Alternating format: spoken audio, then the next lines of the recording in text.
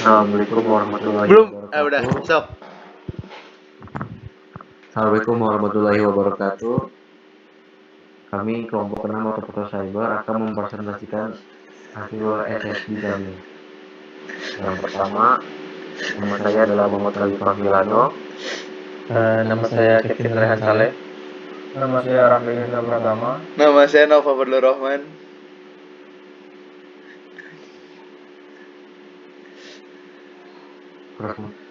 Presentasi pertama akan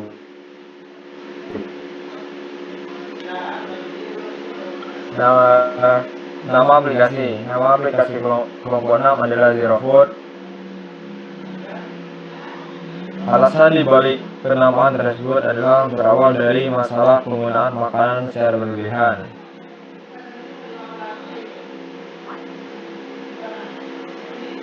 Penggunaan aplikasi. Target kami untuk penggunaan aplikasi ini adalah ada 3, yaitu yang pertama pembeli pada umumnya, penjual pada umumnya, dan 3 produsen produk.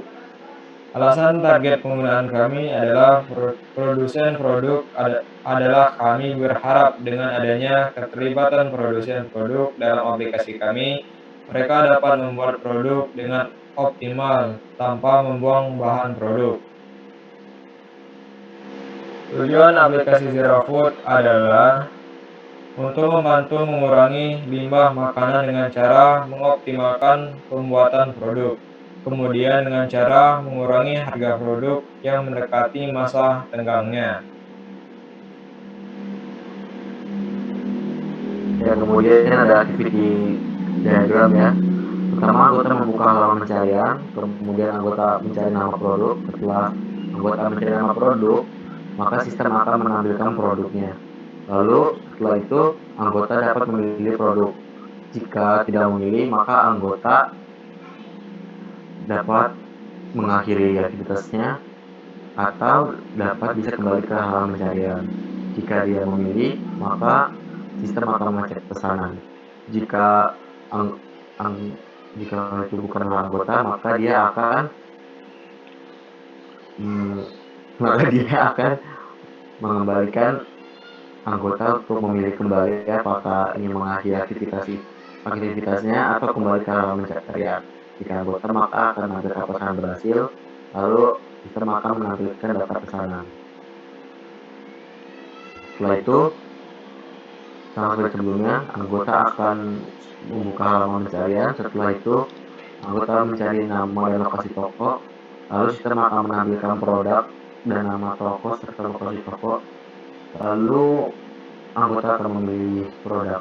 Jika tidak memilih, maka anggota dapat memilih untuk mengakhiri aktivitasnya atau kembali ke halaman pencarian.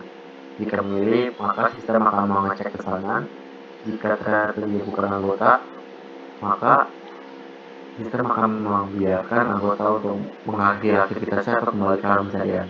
Jika dia anggota, maka sistem akan menampilkan pesan berhasil.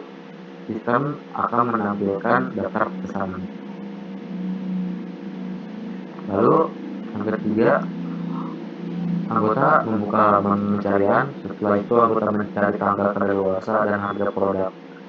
Lalu sistem akan menampilkan produk, masa tenggang, dan harga produk. Setelah itu anggota dapat memilih produk. Jika anggota tidak memilih, maka dia dapat memilih untuk mengakhiri aktivitasnya atau kembali ke halaman pencarian. Nah, jika anggota memilih, maka sistem akan mengecek pesanan.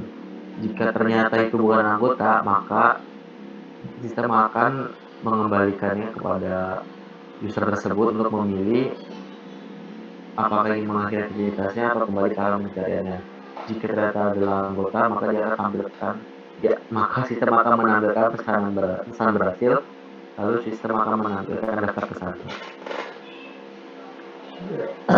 Berikutnya ada user interface. Saya akan menjelaskan user interface. Jadi sebelum memasuki halaman utama, pengguna itu bisa daftar dulu sebagai anggota. Kalau ini tampilannya bisa melalui Google atau Facebook.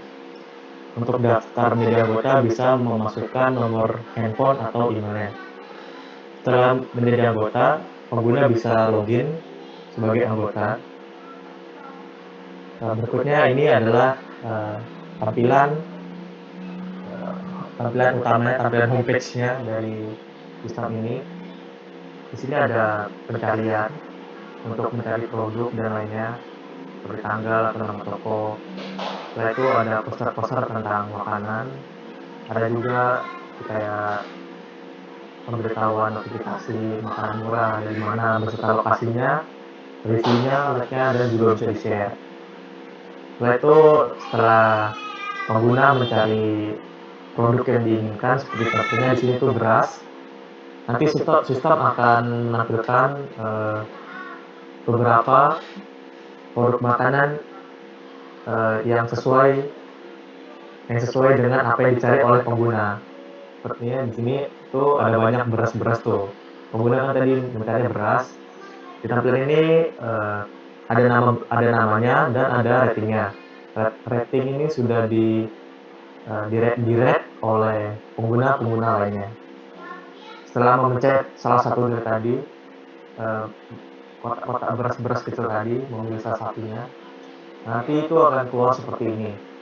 Di sini ada namanya, nama berasnya, ada harganya, ada tanggal kadaluarsanya, ada lokasinya di mana, sama ada kondisi produknya, dan juga ada variasi lain dari produk tersebut.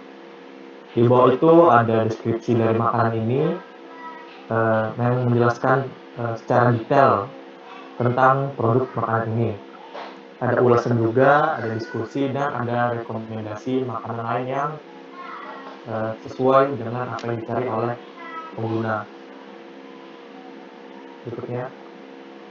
Ya, berikutnya saya akan menjelaskan activity diagramnya. Jadi di sini tuh pertama si produsen memilih menu dari status penjualan dan produk yang tadi udah disediakan sistem.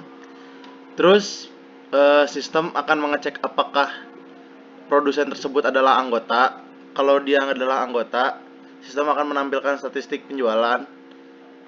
Dan dan kalaupun bukan anggota, sistem akan tetap menampilkan statistik produk penjualan. Lanjut. Ini dari tampilan UI-nya, bagian setting ya, ada dashboard, setting, help, feedback, sama logout.